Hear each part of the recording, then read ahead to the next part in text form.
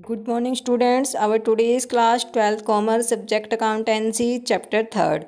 Chapter name है Change in Profit Sharing Ratio among the Existing Partner. वर्तमान साझेदारों के लाभ विभाजन अनुपात में परिवर्तन। इस चैप्टर में हम यही पढ़ेंगे कि जब जो एग्जिस्टिंग पार्टनर्स हैं उनके जो प्रॉफिट शेयरिंग रेशियो है उसमें चेंज होता है तो कौन कौन सी एडजस्टमेंट जो है हमें करनी पड़ती हैं। लेकिन इससे पहले हमें ये जानना ज़रूरी है कि साझेदारी फर्म का पुनर्गठन क्या होता है। साझेदारी क्या होती है? एक रिटन एग्रीमेंट होता है। किसी भी व्यवसाय के लाभों को जब कोई व्यक्ति आपस में बांटने के लिए तैयार होते हैं तो उसे हम साझेदारी कहते हैं। ठीक है, ये ओरल भी हो सकती है और रिटन भी हो सकती है।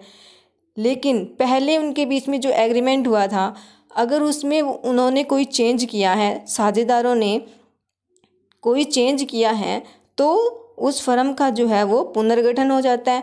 जो फर्म जो है वो एज इट इज़ अपना बिजनेस पहले की तरह करती रहती है, लेकिन साझेदारों के अंदर जो है अनेक प्रकार से चेंजेज होते हैं। ये चेंजेस किस प्रकार से होते हैं? सबसे पहला होता है हमारे पास change in profit sharing ratio among the existing partner.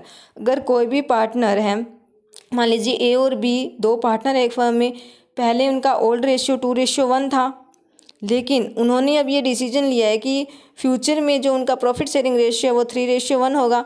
तो ये क्या हुआ कि इनके अनुपात में अब चेंज हो गया है।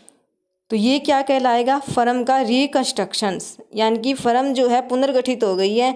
फर्म अपना बिजनेस पहले की तरह रन कर रहे हैं, लेकिन बिजनेस के जो पार्टनर्स हैं उनके प्रॉफिट शेयरिंग रेशियो में चेंज हुआ है, तो हम इसे फर्म का रिकंस्ट्रक्शंस कहेंगे। ठीक है।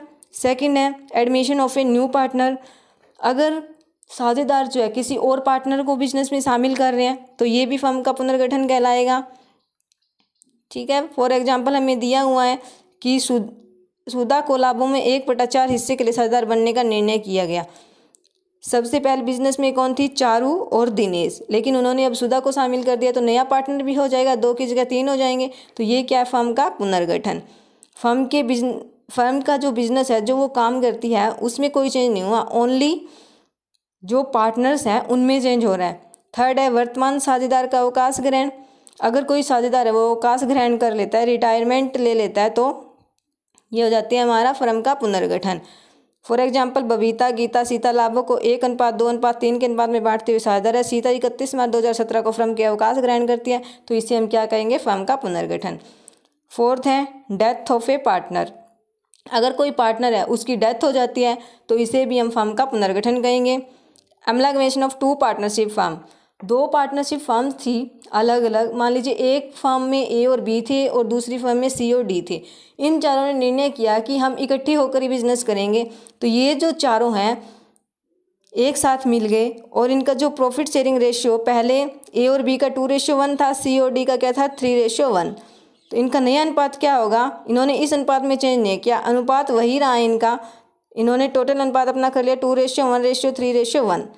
तो जो फर्म है, 2 फर्म मिलकर के अब एक फर्म बन गई है, तो ये क्या हुआ? फर्म का पुनर्गठन।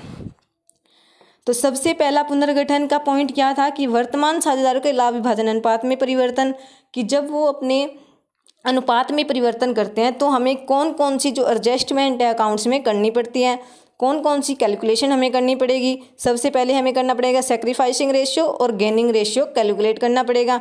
उसके बाद गुडविल के लिए हम अकाउंटिंग करेंगे, जो भी हमारे रिजर्व है और हमारे जो रिजर्व्ड प्रॉफिट हैं उनके लिए लेखा करेंगे। संपत्ति और दायित्वों का पुनर्मूल्यांकन करेंगे, पूंजियों का समायोजन करेंगे। ये जो 5 एडजस्टमेंट है वो हमें लाभ हानि अनुपात में परिवर्तन करने के बाद करनी पड़ेंगी। तो इसमें हम जो सबसे पहली एडजस्टमेंट है सैक्रिफाइसिंग रेशियो और गेनिंग रेशियो, उसके बारे में स्टडी करेंगे। सैक्रिफाइसिंग रेशियो क्या होता है कि जब भी कोई भी लाभ विभाजन अनुपात में परिवर्तन होता है तो वर्तमान साझेदार जो होते हैं उनमें से कोई भी एक साझेदार अथवा एक से अधिक साझेदार जो हैं अपने पुराने हिस्से में से कुछ भाग का त्याग करना होता है। मान लीजिए पहले उसे ज़्यादा हिस्सा मिल रहा था लेकिन अब उसे कम मिलेगा, तो ये क्या होएगा? उसका सैक्रिफाइसिंग रेशियो। ठीक है। सेकंड है हमारे पास गेनिंग रेशियो। गेनिंग रेशियो क्या होता है कि किसी साझेदार को पहले कम हिस्सा मिल रहा था, लेकिन अब प्रॉफिट शेयरिंग रेशियो में चेंज होने के बाद उसे ज़्यादा हिस्सा मिल रहा है, तो वो क्या कर रहा है, अब अधिक प्राप्त कर रहा है, तो ये क्या होगा, गेनिंग रेशियो। सैक्रिफाइसिंग रेशियो को हम कैसे निकालते हैं, old ratio minus new ratio. Gaining ratio को कैसे निकालेंगे, new ratio minus old ratio. इसके लिए हम एक एग्जाम्पल कर लेते हैं। ए और बी एक फर्म में साझेदार थे जो लाभ हानि को 2:1 के अनुपात में बांटते हैं। 1 अप्रैल 2017 से वे लाभ हानियों को समान अनुपात में बांटने को सहमत हुए। लाभ विभाजन अनुपात में परिवर्तन के कारण प्रत्येक का लाभ प्राप्ति अथवा त्याग का हिस्सा ज्ञात कीजिए।